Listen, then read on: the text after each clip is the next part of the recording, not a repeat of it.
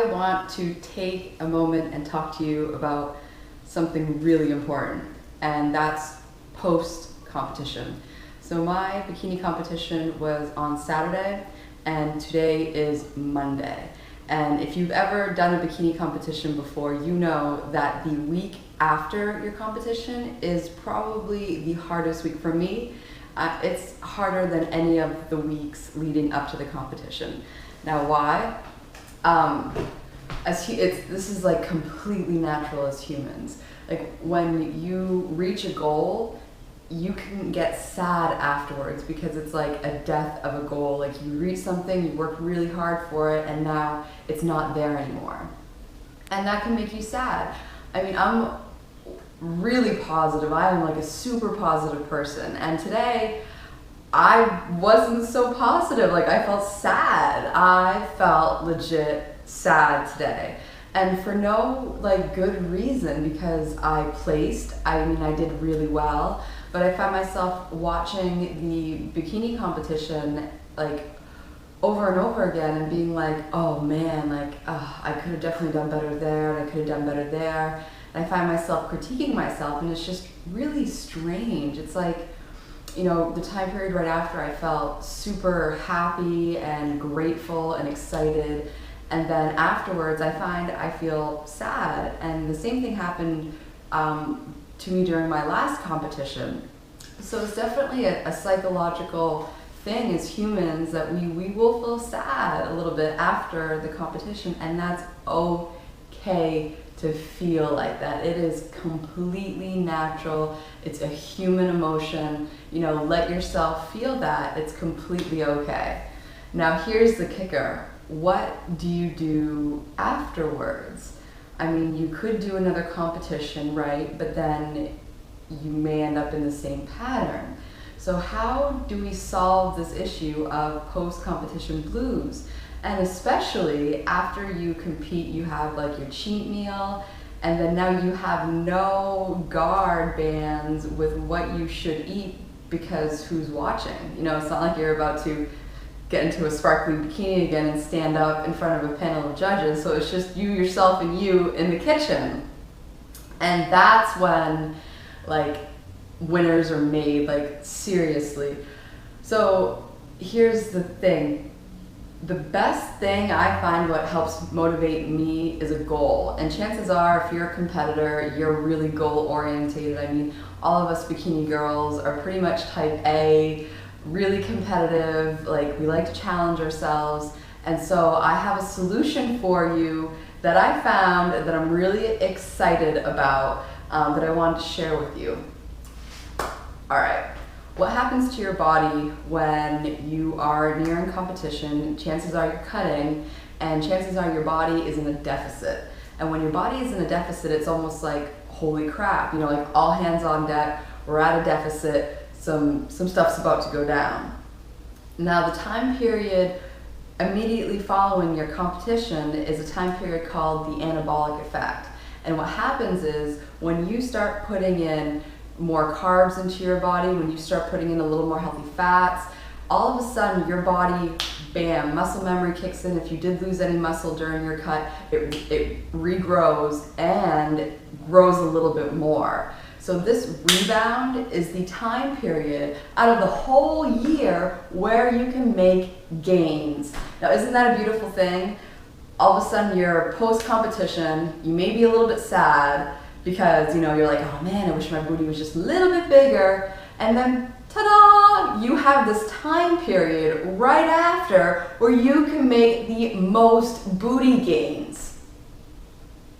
Can I get an amen?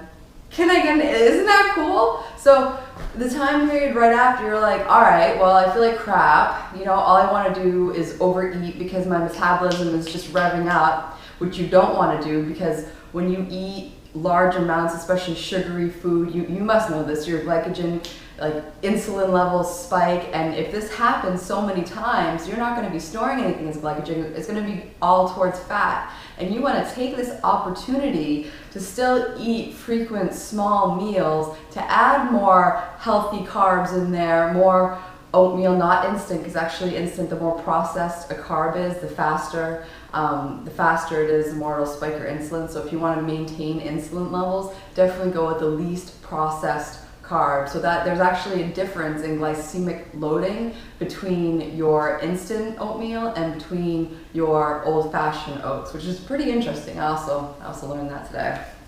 But all right, so here is my plan for the following next 6 weeks.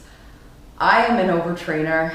That's a flaw that I have. So what I'm going to do is I'm going to do booty twice a week, and then like do a leg non-booty specific like once a week. So that's 3 days a week, and then probably do 2 days a week of upper body, but make sure I get plenty of rest.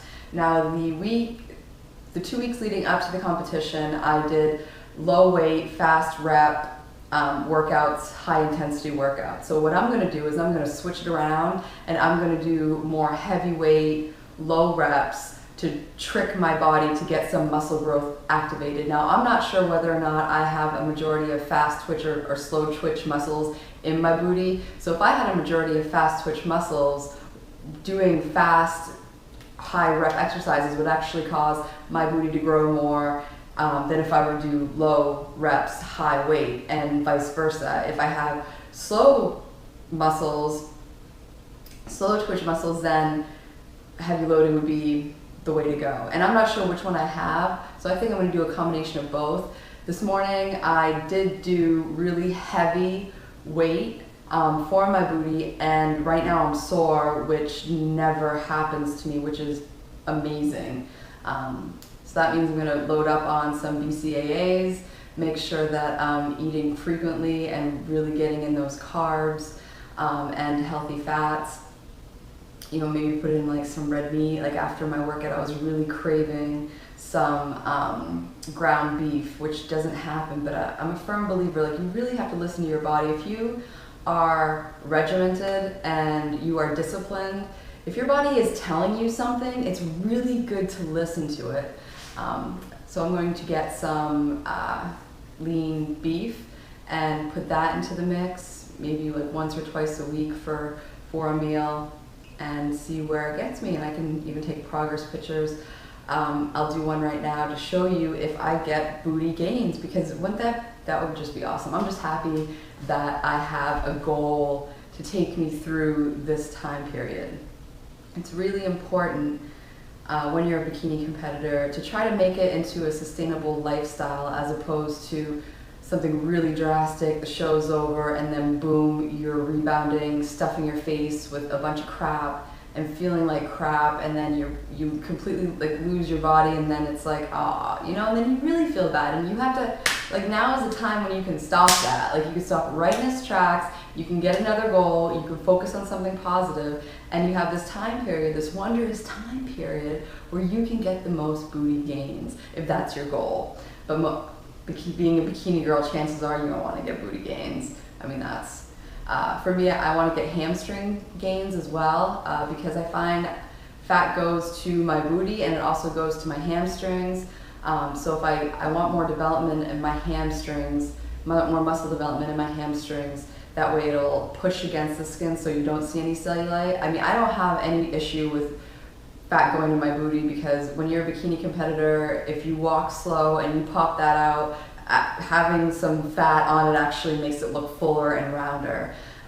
When I was backstage, I was looking around, I'm like, dang, my booty has like the least jiggle out of anybody's. But then when I looked at video footage, I'm like, oh, like a little bit of jiggle does help make it look fuller, as long as you are controlling that jiggle and keeping your glutes lifted while walking and walking slow and all that jazz. But yeah, that's all I have to say about that. I hope this video helped you. If you are feeling sad, girl, you did a good job and you got to a goal. Now you just need to get another goal and to see what happens. Maybe take some progression pictures, and when you see that you can realize changes in your body, that'll definitely be motivation to go forward. And it's definitely a beautiful time period, because you're making gains for you. You own your body now. Your body isn't on temporary lease to some competition show where it's going to be judged. Like, it's your body now. Like, you can, you know, you don't have to show it. You don't have to worry about what judges think. You don't have to. It's yours. It's your goal. It's your body. You own it. So take that booty back to the gym. Get your goal. Get your food plan together. Learn some new things. And keep on being awesome. My name is Crystal Netto. I am the author of Bikini Competitor's Little Black Book of Awesome. The book is on Amazon. I'll put the link below. And right now I'm going to show you my booty. Because in 6 weeks we'll take another look at my booty and see if any progress has been made. So, actually I'll probably have like a red line because of the chair, so don't mind that. But this is before. I might as well. So this is the booty before.